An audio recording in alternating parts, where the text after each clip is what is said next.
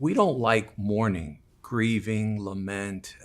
It illustrates our weakness, and so we try to distract ourselves very often. We'll binge watch Netflix or Amazon Prime.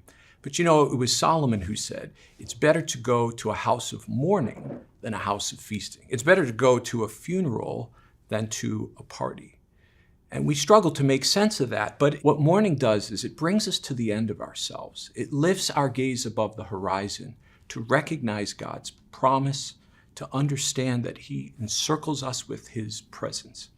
This came into focus for me when I was teaching my son how to ride a bicycle. My son has hemophilia, which is a condition in which his blood does not naturally clot. The first year of his life, we had a rubber swimming pool in our living room so that he could learn how to walk, so he wouldn't fall on the hard surface and potentially hemorrhage and send us to the emergency room. So now, several years later, I'm going to teach him how to ride his bicycle. So there he is with his helmet on, and his elbow pads, and his knee pads, and his shiny bike with the bell.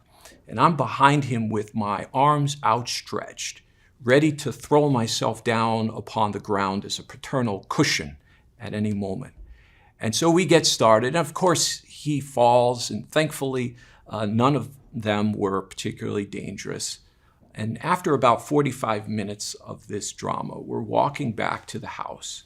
I'm holding his hand, and it occurs to me that if I, as a sinful father, have that level of concern, that commitment to protect him and comfort him, how much more commitment does God have to comfort us? Of course, we know the answer. God demonstrates His love for us in this, and that while we were yet sinners, He gave His Son. That's what it means when it says, "Blessed are those who mourn, for they will be comforted."